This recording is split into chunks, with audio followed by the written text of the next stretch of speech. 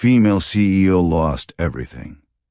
Until a single dad janitor revealed a truth that shattered her world. She had it all. The corner office on the 42nd floor. The designer suits.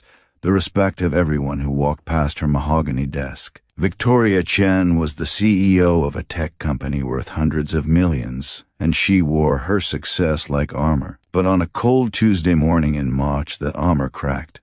The board voted her out. 15 years of sleepless nights, missed birthdays, and sacrificed friendships gone in a single meeting. She walked out of that building with nothing but a cardboard box and a heart full of bitterness. What she didn't know was that the man mopping the floors on her way out held a secret that would change everything. A truth so powerful it would shatter the walls she'd built around herself and show her what she'd been blind to all along. Before we dive into this incredible story, if you love heartwarming tales that remind us what truly matters in life, please hit that subscribe button and give this video a thumbs up. We share stories like this every week here on Heartfelt Moments, stories that celebrate kindness, courage, and the unexpected ways people change our lives. Drop a comment below and tell us about a time someone's kindness changed your perspective. Now let's get back to Victoria's story. Victoria had always believed in one thing: hard work. She'd clawed her way up from nothing. The daughter of immigrants who cleaned houses to pay rent. She promised herself she'd never struggle like they did. So she worked. She worked until her hands cramped over keyboards, until her eyes burned from spreadsheets, until the only people she saw were business partners and competitors. Success became her only friend. But now, sitting in her empty apartment with that cardboard box on her marble countertop, success felt like a stranger. The board had replaced her with someone younger, someone they called more innovative. The company she'd built from a tiny startup in her garage now belonged to someone else.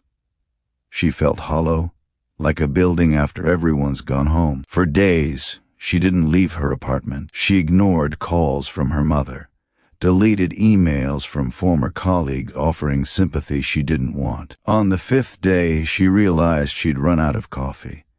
It was such a small thing, but it forced her out the door. The coffee shop on the corner was one she'd passed 1,000 times but never entered. Too busy, too important. Now, she had nothing but time. The place was warm and smelled like cinnamon and vanilla. Behind the counter stood a young barista who smiled at her like she mattered, even in her sweatpants and unwashed hair. "Rough week?" the girl asked gently. Victoria almost lied, almost put on the mask she'd worn for years, but instead she nodded. "You could say that." "Well," the barista said, sliding a coffee across the counter, "this one's on me. Everyone deserves a little sweetness when life gets bitter." Victoria stared at the cup, stunned. Such a small gesture, but tears pricked her eyes anyway. She took her coffee to a table by the window and watched people pass by. A mother holding her child's hand. An elderly couple walking slowly, their fingers intertwined. A man in a janitorial uniform hurrying down the street, probably heading to work. She recognized him. Marcus. He'd worked in her building for years, always there early, always there late. She'd never spoken to him beyond a polite nod. The next morning, curiosity pulled her back to that coffee shop, and the next. It became her routine. Slowly, she started noticing things. The regular who always left a $5 tip, even though his jacket was worn thin. The woman who brought her therapy dog to cheer up other customers. The teenager who held the door for everyone, every single time. One rainy afternoon, Marcus walked in. He was soaked, his uniform dripping. Victoria washed as he ordered a small black coffee, the cheapest thing on the menu, and counted out exact change from his pocket. She don't know what made her do it. Maybe it was the barista's earlier kindness echoing in her mind. But she approached him. "Marcus, right? We worked in the same building." He looked surprised but smiled. "Miss Chen." "Yes, ma'am. I heard what happened. I'm real sorry." They sat together.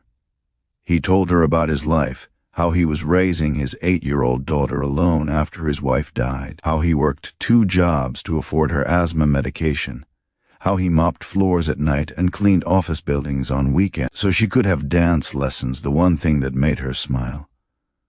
Victoria felt something crack inside her chest. "I never knew," she whispered. "All those years I never asked." Marcus shrugged kindly. "You were busy, that's how it goes." Then he said something that stopped her heart. "You know, Miss Chen, I always appreciated working in your building. You were one of the good ones." "What do you mean?" "You never treated us like we were invisible. Some executives, they look right through the cleaning staff. But you always said good morning. Always said thank you. My daughter asked me once what I did for work, and I told her I helped keep a place running where good people did important things. I told her about you, how you worked harder than anyone I'd ever seen." Victoria's eyes filled with tears. "I lost everything, Marcus." He shook his head slowly.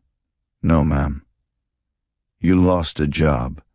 That's not everything." Over the following weeks, something shifted in Victoria. She started volunteering at her local community center, teaching business skills to people trying to start their own ventures. She reconnected with her parents, apologizing for all the missed dinners. She showed up, really showed up, for people. And one day, Marcus invited her to his daughter's dance recital. Victoria sat in a crowded elementary school auditorium watching a little girl in a glittery costume spin across the stage, and she felt something she hadn't felt in years. Joy. Pure, uncomplicated joy. After the show, Marcus's daughter ran up to her. "Are you the lady my daddy told me about?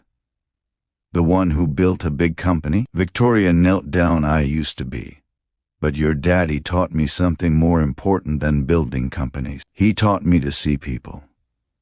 Victoria never got her old job back, but she started something better, a non-profit helping single parents afford childcare while they pursued education. Marcus became her first board member. The barista who'd given her free coffee became her second. She'd lost everything she thought mattered. And in that loss, she found what actually did. Kindness isn't just something we give when we have extra. It's what saves us when we have nothing left. And sometimes the people we overlook hold the truth we need most. So today, look around, see people, all of them. You never know whose kindness might change your life, or whose life your kindness might change.